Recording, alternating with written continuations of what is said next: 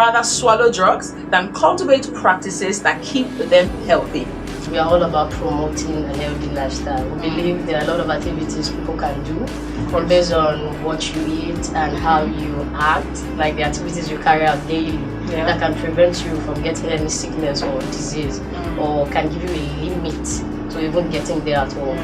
That's how we're about. Looking at shame culture. What is shame culture? How does it affect the health of people?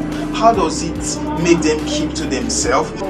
Shame culture is simply that particular notion that people have that tells them that they are not good enough and they have a particular issue and they should keep it away from other people. So it basically makes you feel like you're not good enough to be out there, yes, in the society. And many a times it affects the person mentally, physically. You could even see it literally that, oh, this person is ashamed of himself. But it should be moderate, please. Too much of everything is bad. So please watch what you eat. In as much as you want to enjoy life, please, health is wealth. So be wise and watch what you eat. Go for regular checkups. I hate the doctor. Very important. Cashew is a kidney-shaped seed sourced from the cashew tree. Cashew has a great shelf life and is available all year. Cashews have a rich, nutty flavor similar to almonds and peanuts.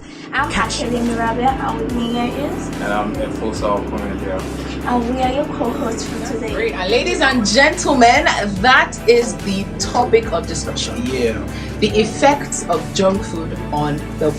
Like, I feel like eating 2 in a day. Okay, I think my favorite thing to eat, my favorite junk food to eat, maybe bread and akara. Are you?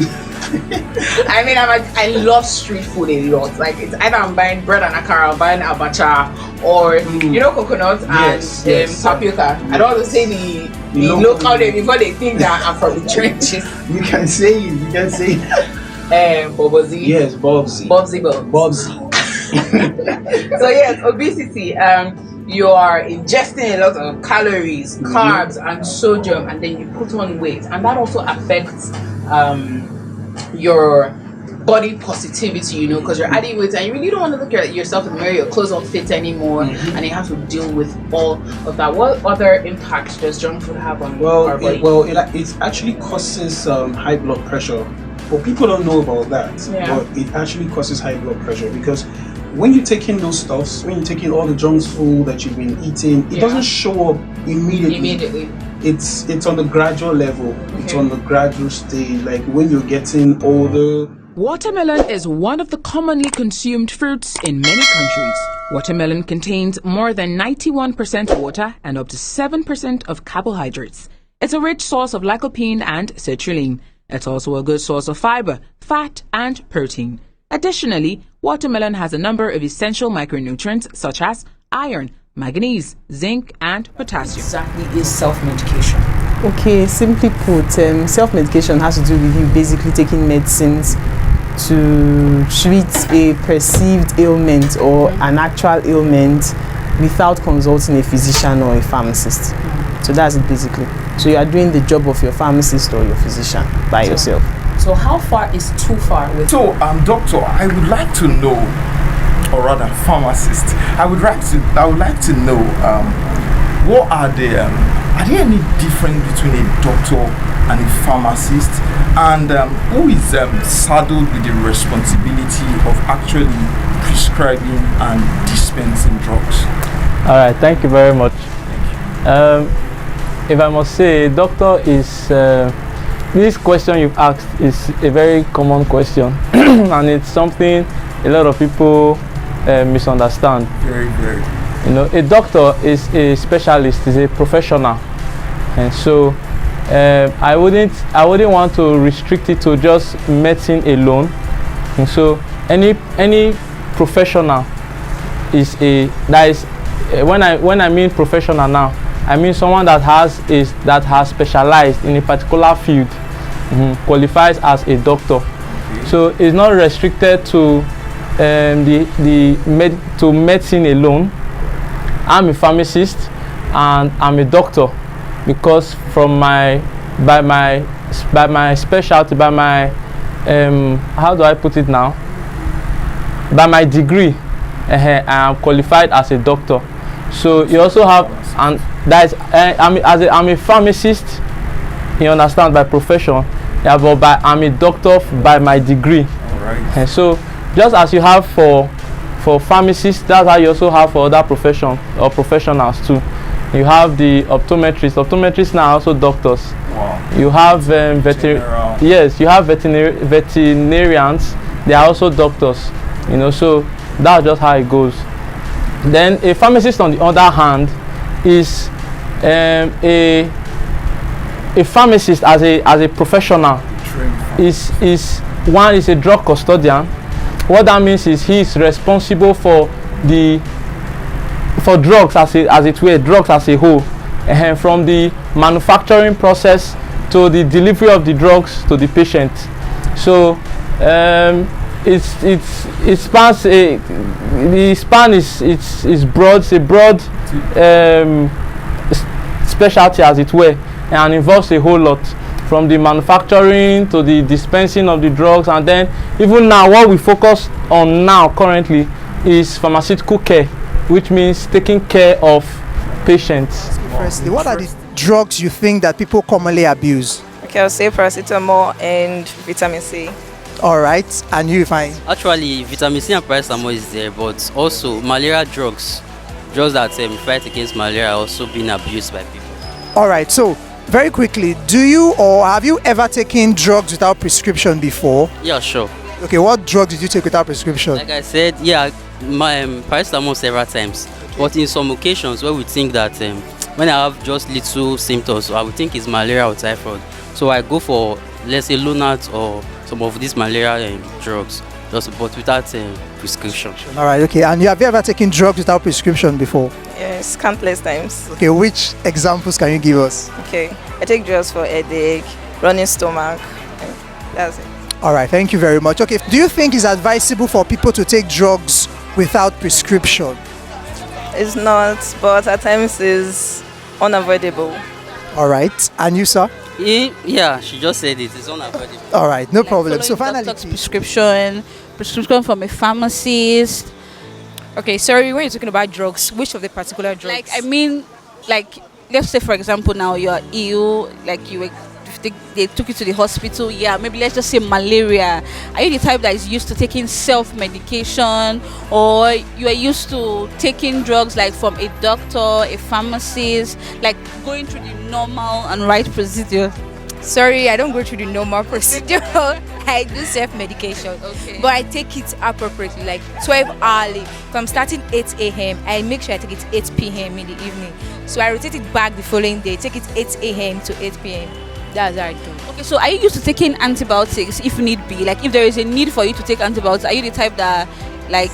Yes, whenever I'm treating malaria, I definitely add antibiotics to it with paracetamol. Learning about the benefits of the guava is a yellow or green fruit known for its food and nutritional values throughout the world.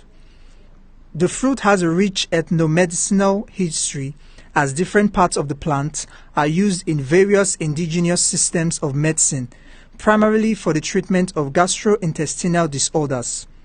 It is also used in the treating of wounds, cuts, ulcers, boils, skin and soft tissue infectious sites. The concept of faith, which primarily leads to a miracle, yes, and medical health services, which primarily leads to treatment or what you call cure.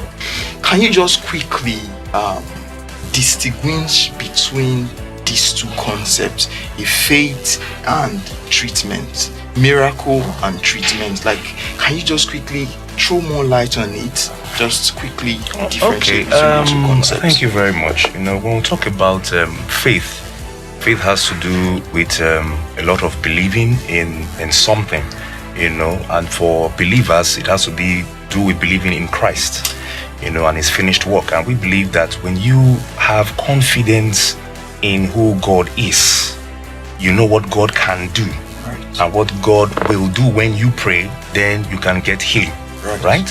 Okay, then we also look at it from the perspective that for medical services, medical service is more or less like a faith aid for people who want to believe, but their level of faith is not up there. Amazing. So medical services, I believe, goes along with faith.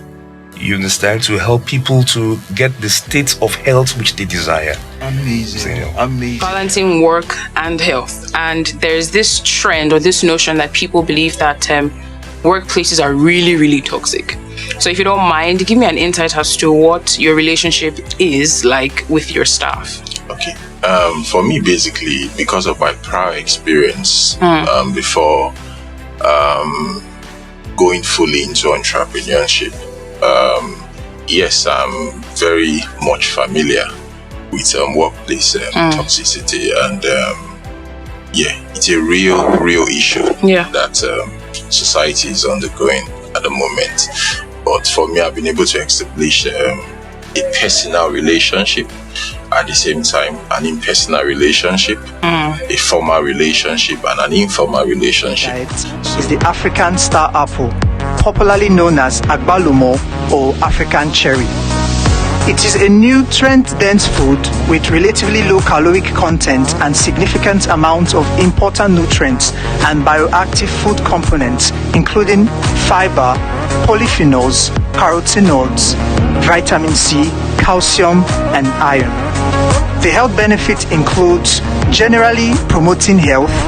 Research indicates that consumption of this fruit may help in weight reduction. It also helps with abdominal bloating and cramps. We're talking about busting myths on your favorite fruit. Fruits are very good substance to the body, and if in any diet you are taking is rich in fruits, you will see yourself standing the risk. You will see yourself that you are standing against the risk of being affected by diseases like the heart diseases, like cancer, even the diabetes itself. You will see yourself not being affected easily with all this common disease that is being mentioned everywhere. So Tessie, tell me, what's your favorite junk food to eat that you binge on easily? Pizza. You like pizza? I don't know why I don't like pizza, really. I don't. I like pizza. Can you eat pizza every day for the rest of your life? No, I'll get tired. All right, so definitely whatever has an advantage has a disadvantage. So do you think that junk food has any negative impact on the body? I think so. So what are they? It depends on the junk food that we're talking about. Okay. I don't know. Give me an example. Pizza that you like now. What will happen if you eat pizza too much? You get fat now. You get fat. So that's like obesity, right? Do you also think that you can have that strength to move around and be active? No. Yeah, so which junk food are you addicted to? Every junk food. Which one? Tell me, there's that one that you're addicted to. Shawarma. And what drink? Soft drinks, precisely. I knew it. So why do you think that you take more junk food than you eat cooked food? Yes, it's not intentional. It's not intentional. So what do you think you can do about that? Just try to cook more. Do you cook? I do cook, but not always. You know that work schedule and all. So, and I'm not really a fan of buying food outside. So I do buy food outside, okay. Yeah. So if you were to change your junk food eating habits, what would you do? I don't want to change it. Why? Because it's not like I eat it too much though. I love junks a lot. Yeah, I do love it, but I don't know. It's just okay. Personally, I feel it's okay. I think I'm balancing it well. So. Coconut is highly nutritious, rich in fiber, and packed with essential vitamins and minerals. Mature, ripe coconuts can be used as edible seeds or processed into oil and milk. Also, charcoal is derived from the hard shell and coir from the fibrous husk. The oil and milk derived from coconut are commonly used in cooking as well as in making soaps and cosmetics. So today we're going to be talking about the importance of good health-seeking behaviors. Health-seeking behaviors are actions or activities undertaken by individuals who perceive they have a health problem or they are ill for the purpose of finding an appropriate remedy. So that's generally speaking. Yeah. So these health-seeking behaviors could be good, could be bad. You know, for instance, a lot of young people, they start their anti-malaria, and by the second day they feel okay, they dump the drugs. You understand? Yeah, I'm sure some of us are on that table. Yeah, exactly. Yeah.